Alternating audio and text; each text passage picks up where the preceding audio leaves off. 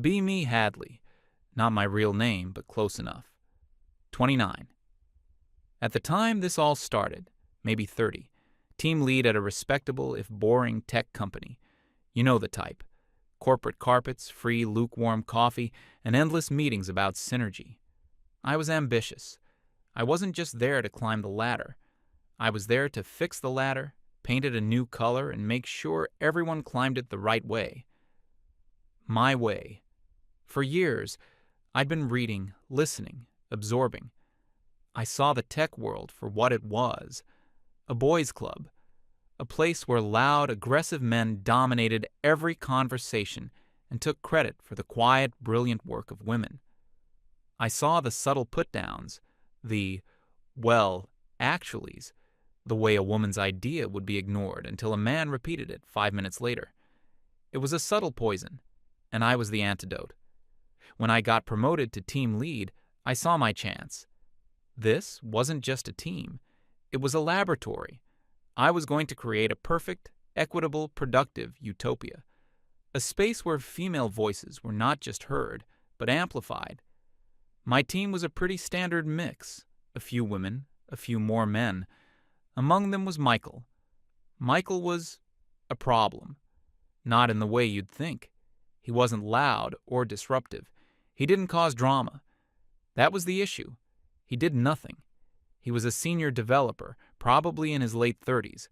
Highly competent, everyone knew that. His code was clean, efficient, and always on time. But he was a ghost, a phantom in a polo shirt. He'd come in, put on his headphones, code for 8 hours, and leave.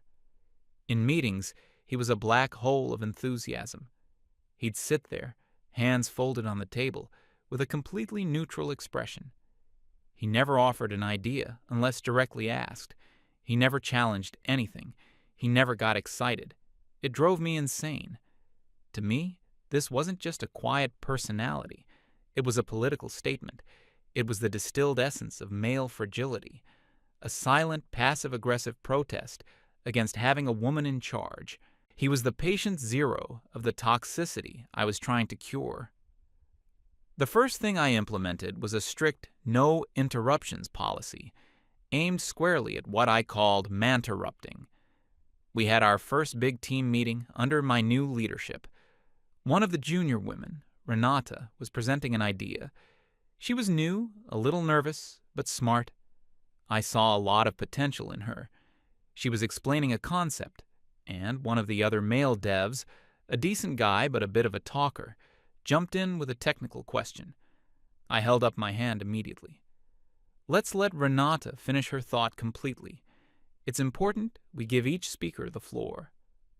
The guy blinked, mumbled an apology, and sat back. The room went quiet. A little too quiet. I glanced at Michael. Nothing. Not a flicker of emotion.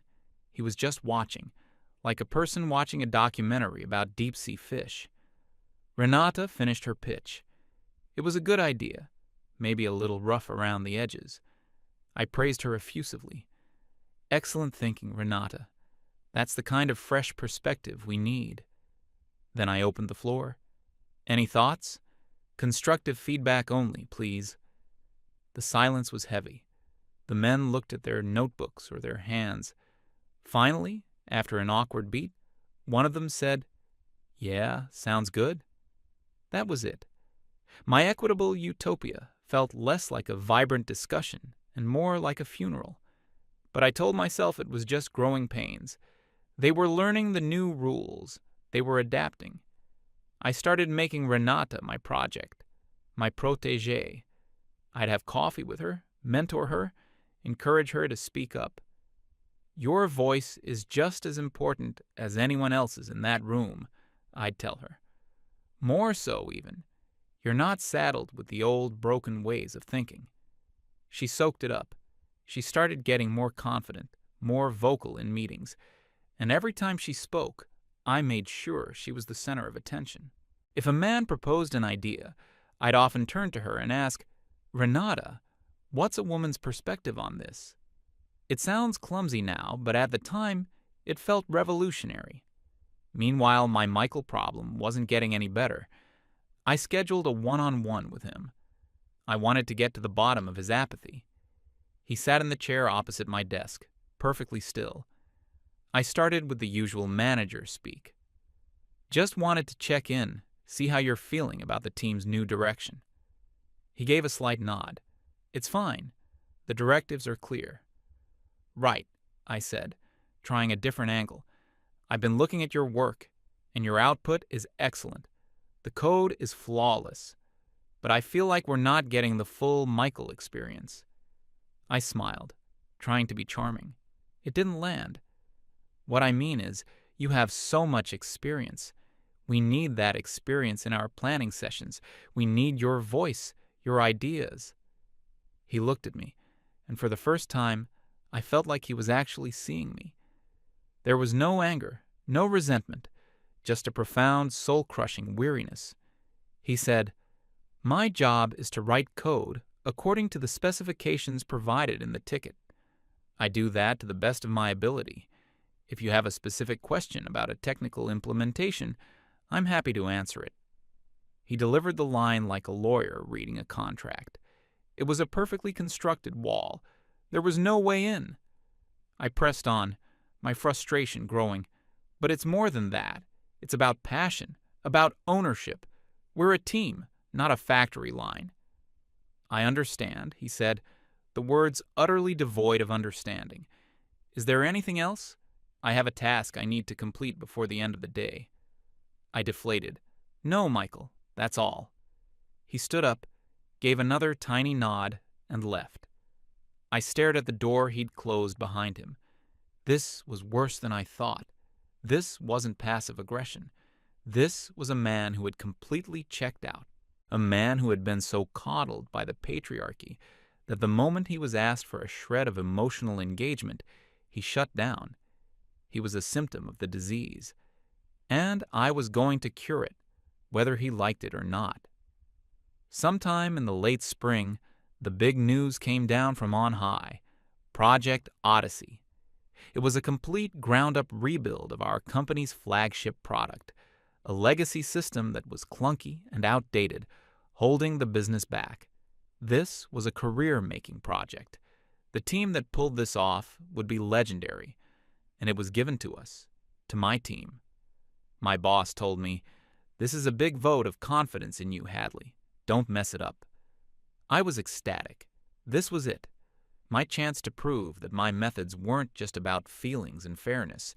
They were about results. We'd build a better product because we had a better, healthier, more inclusive culture. I called a big kickoff meeting. I laid out the vision. I talked about collaboration, about safe spaces for ideas, about building something that would define the next decade of the company's history.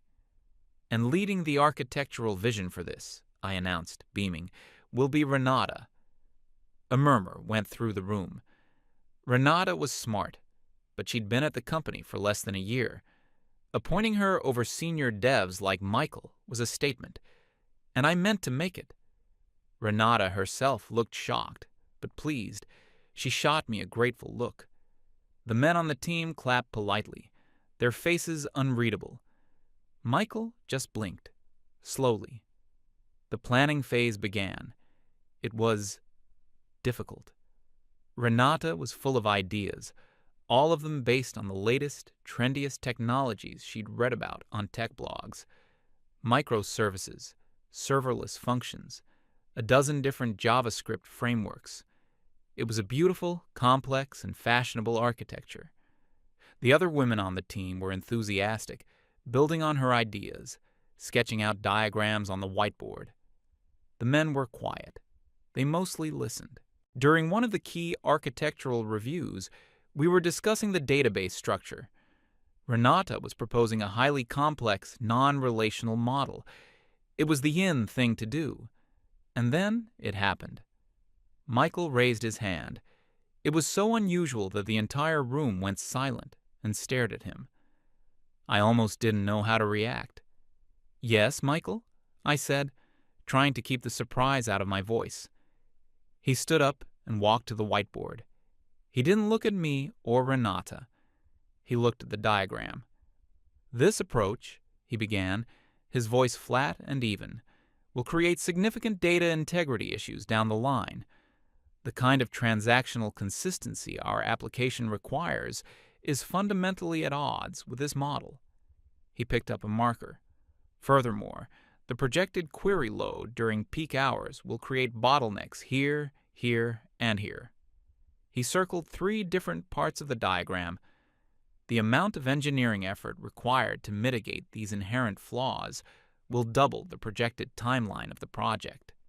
He then sketched out a simpler, more traditional architecture, a relational database, a more monolithic backend. It wasn't sexy. It was sturdy. It was boring. This, he said, tapping his diagram, is less exciting, but it's reliable, scalable, and will handle our specific use case without falling over. It can be built in half the time. He put the marker down and returned to his seat. The silence in the room was absolute. He hadn't been emotional. He hadn't been aggressive. He had just laid out cold, hard, technical facts. But I didn't see it that way. I saw a man, the embodiment of the old guard, publicly trying to tear down the innovative idea of a junior woman. I saw him trying to maintain the status quo, to cling to the old, comfortable ways of doing things. It was a power play, disguised as a technical argument. I smiled, a tight, forced smile. Thank you, Michael, for that. Perspective. It's always valuable to understand the traditional approach. However, the goal of Project Odyssey is to be forward-thinking. We're not here to build what's easy. We're here to build what's next. I turned to Renata, who looked a little shaken. Renata, your vision is exactly what this project needs. Let's move forward with your design. I had made my decision. I had backed my protege. I had stared down the old guard. I felt powerful, vindicated. I glanced over at Michael. He wasn't angry. He wasn't smug. He wasn't anything. He just picked up his pen, made a small note in his book, and then looked back up at the whiteboard, his face a perfect, placid mask. He had tried. He had spoken up. And he had been dismissed. That was the last time Michael ever offered an unsolicited opinion in a meeting.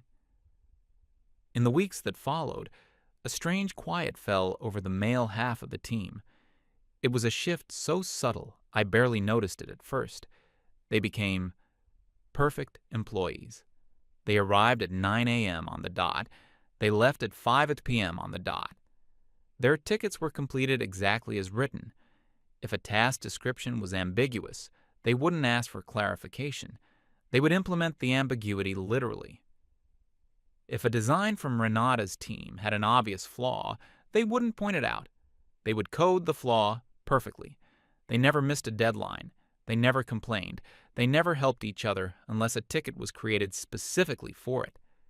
The casual chatter in the team's chat channel died.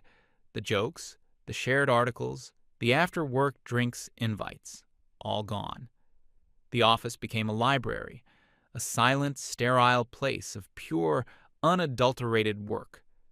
At first, I thought it was a victory. Look, I told my boss during a check-in, no more drama, no more ego, just pure productivity. He nodded, but he looked skeptical. Productivity is good, Hadley, but innovation comes from friction, from debate. Are you sure you're not just hearing echoes? I dismissed his concerns as old-fashioned thinking. He just didn't get it. The first signs of trouble appeared about 2 months into development. We were doing our first major integration test, trying to get the different parts of Renata's grand architecture to talk to each other. It was a disaster. Nothing worked. Data was getting lost. Services were timing out. The exact kind of problems Michael had predicted. I called an emergency meeting. The mood was tense. Okay, I said, trying to sound calm and in control. Clearly, we have some integration challenges. Let's brainstorm. All ideas are good ideas. I looked around the room. Renata and the other women started throwing out suggestions. Complex workarounds, patches, middleware to bridge the gaps. They were solutions that added more complexity, not less. They were treating the symptoms, not the disease. I looked at the men, Michael, the others. They were silent. They just listened. "Michael," I said, singling him out, "you have the most experience with back-end systems. What are your thoughts?" He looked up from his notebook. "The services are not communicating because the data contracts are incompatible," he said, as if reading a weather report. "This is a direct result of the database model." He stated the problem. He did not offer a solution. "Okay," I said, waiting for more. "So, how do we fix it?" He met my gaze. The most efficient solution would be to refactor the database model. However, that would be a significant deviation from the approved architecture. He was telling me, in the most robotic way possible, that the entire foundation of our project was wrong. The foundation that I had approved, the one he had warned me about. A flash of anger went through me. He was enjoying this. He had to be. "A refactor is not an option at this stage," I said, my voice sharp. "We're past that. We need a solution, not a history lesson." "Understood," he said, and made another note in his book. He had done his duty. He had answered my question. The conversation, for him, was over. We spent the next 2 weeks in hell. The team worked late hours, fueled by pizza and my increasingly desperate motivational speeches. We cobbled together a series of ugly hacks and temporary fixes to force the system to work. We were no longer building a cathedral. We were patching up a shack in the middle of a hurricane. Renata was starting to look overwhelmed. The confident visionary I had mentored was being replaced by a stressed-out junior dev who was in way over her head. She started deflecting, blaming the lack of support from the senior developers. I defended her, of course.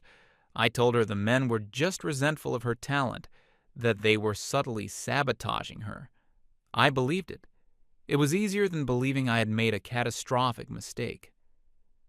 As the project limped along, the behavior of the male developers became even more pronounced. They were practicing a form of malicious compliance. One time, Renata submitted a design document for a new feature. In one of the diagrams, she had accidentally swapped the labels for user ID and session ID. It was a simple typo. Anyone with a bit of experience would have seen it, pointed it out, and fixed it in 5 minutes. The task was assigned to one of the male devs. He built the entire feature with the labels swapped. It passed all the automated tests, because the tests were also written based on the flawed document. It wasn't until a week later, when we were trying to figure out why users were getting logged into other people's accounts, that we found the problem. I confronted the developer. "Why didn't you say anything? You knew this was wrong." He looked at me without a trace of guilt. "My task was to implement the feature as specified in the design document," he said. "I did that. The document was approved by you and Renata. I am not a QA analyst." I was speechless. He was technically correct. He had done his job. Nothing more, nothing less. He had followed the rules of the sterile, passionless world I had created, and that world was starting to crumble. The project manager, an external contractor, started raising red flags. He showed me the burn-down charts. We were falling catastrophically behind schedule. The bug count wasn't going down. It was growing exponentially. Every fix seemed to create 2 new problems. I called another big, late-night, all-hands-on-deck meeting. I bought pizza. I tried to be the cool, inspiring leader. "Okay, team," I said, trying to inject some energy into the room. "We're in the trenches now. This is where great teams are forged. I need everyone to dig deep. I need ideas. I need solutions. Let's whiteboard this until we have a path forward." I looked around the room, expecting something. Instead, I was met with a sea of tired, blank faces.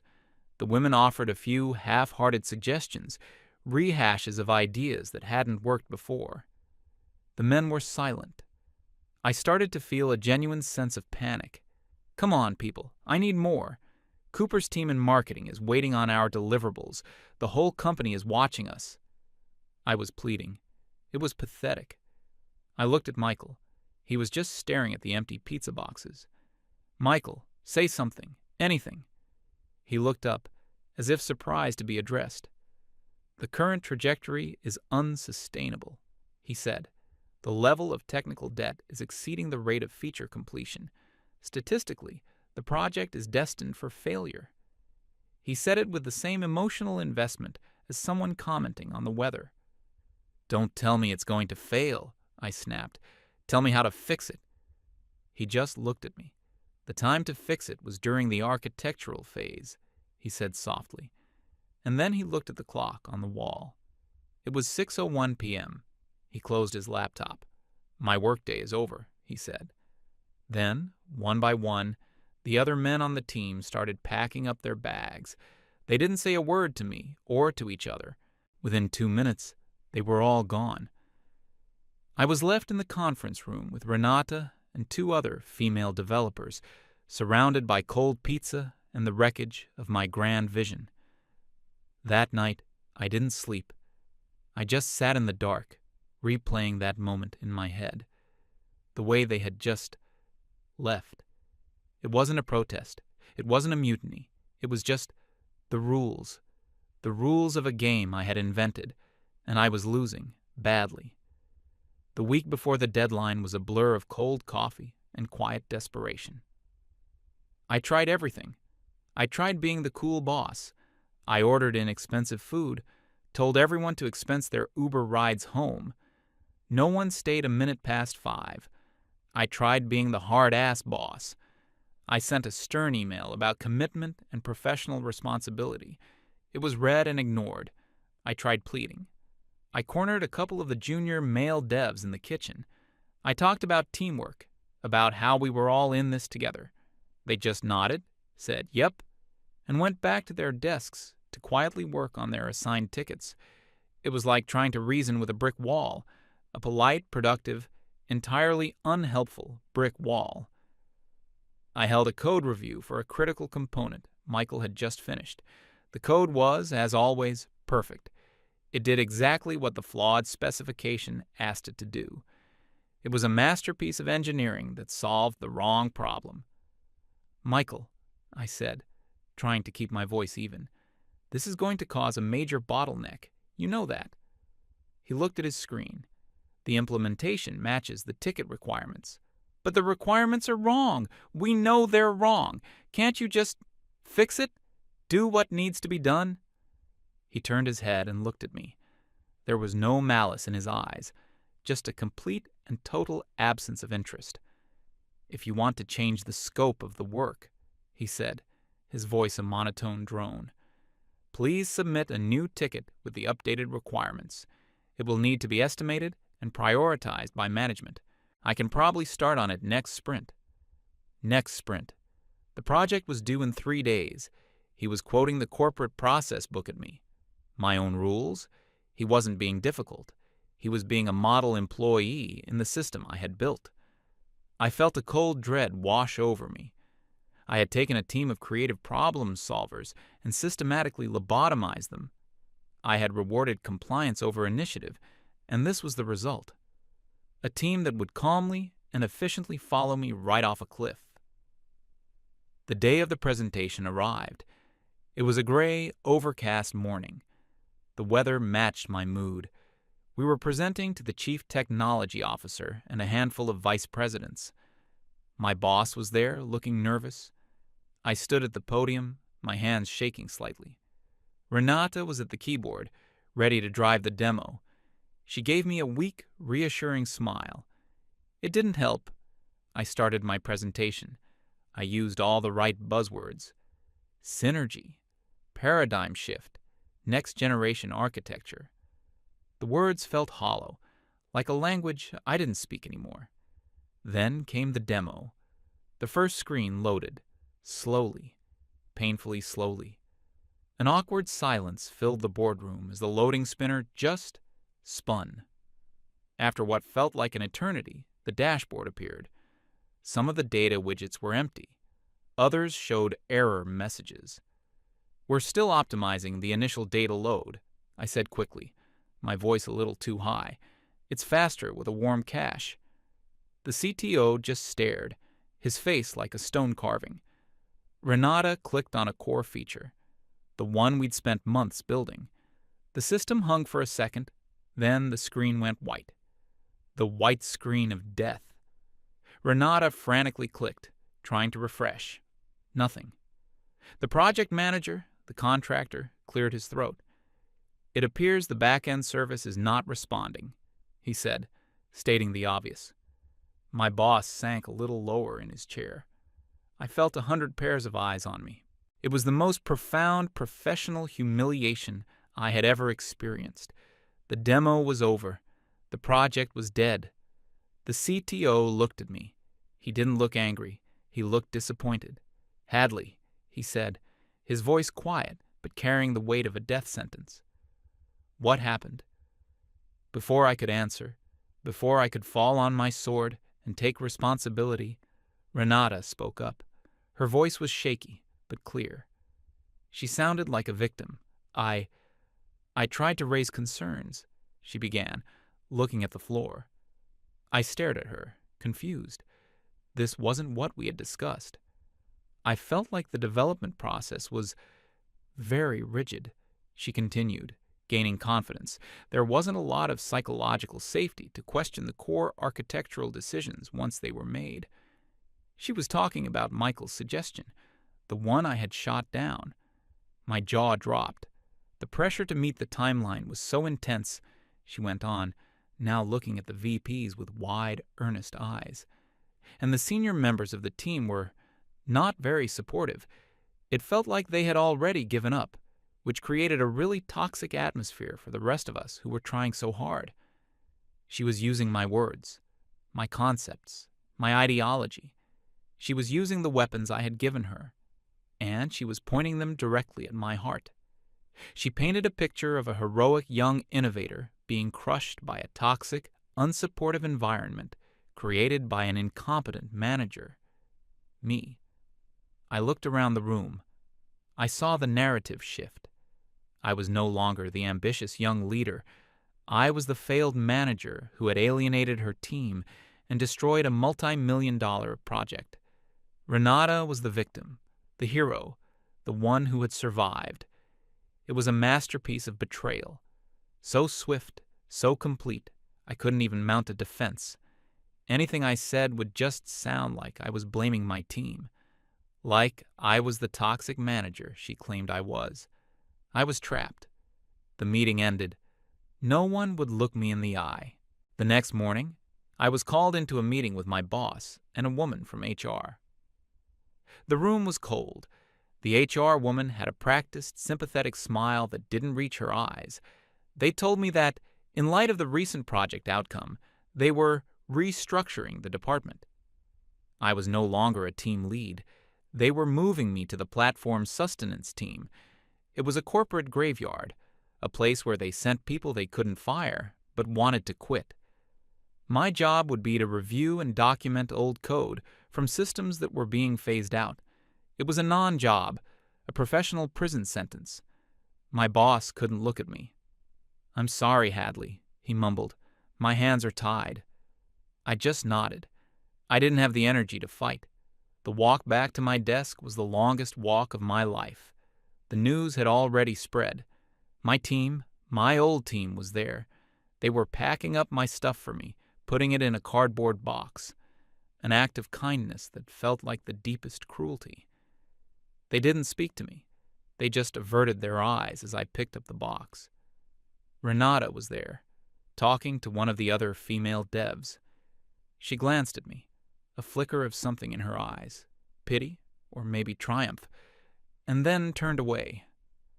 I saw Michael at his desk. He was looking at his screen, headphones on, typing. It was as if I was already a ghost. The next few months were a gray fog.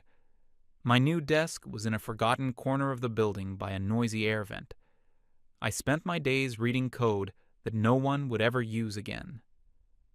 I ate lunch alone at my desk. I left at 5:01 p.m. on the dot. I had become Michael. I had plenty of time to think, to replay every decision, every meeting, every conversation. I saw my own arrogance, my own blindness. I saw how I had prized ideology over reality. I had been so convinced that I was fighting a war against male toxicity that I failed to see I was the one bringing the poison. I thought about Michael's warning in that first meeting. He hadn't been trying to tear Renata down. He had been trying to save the project. He had been trying to help. And I had publicly humiliated him for it. I had taught him, and every other man in that room, a valuable lesson. Your experience is worthless. Your opinion is not wanted. Your job is to shut up and do what you're told. They had learned the lesson well. They had learned it perfectly. They had given me exactly what I had asked for, a team of silent, compliant, unthinking drones. One afternoon, maybe 6 months after my fall from grace, I went to the main kitchen to get a coffee. It was a part of the building I usually avoided. As I was waiting for the machine, I heard voices from a nearby conference room. Not just voices. Laughter, an argument, an energetic, passionate debate. The door was open a crack. I glanced in. It was Cooper's team, the marketing tech guys. They were crowded around a large whiteboard, which was covered in frantic scribbles and diagrams. And in the center of it all, marker in hand, was Michael. He wasn't the ghost I knew. He was alive. His face was animated, energized. He was waving his arms, explaining a complex idea. No, that won't work, he said, laughing, as another developer challenged his point. You're forgetting about the caching layer. If we do that, we'll spend all day invalidating the cache. Another man, one of the other quiet ones from my old team, jumped in. What if we use a different cache-busting strategy? Push a notification through a message queue? Cooper, the manager, stood back, watching them with a smile. He wasn't directing. He was cultivating. They were a team. They were arguing, creating, challenging each other. They were forging something new in the fires of their debate. They were doing everything I had dreamed my team would do. I stood there, hidden in the doorway, my coffee forgotten. A cold, horrifying clarity washed over me. I had looked at men like Michael and seen a problem that needed to be fixed. I thought they were broken, defective. But they weren't broken. They were adaptive. They had adapted to the hostile environment I had created. Their silence, their passivity, their malicious compliance. It wasn't a flaw. It was a survival mechanism. It was the only rational response to a system designed to punish their initiative and silence their expertise. I hadn't been managing a team of broken men. I had been the one breaking them. I finally understood. They didn't break. We broke them.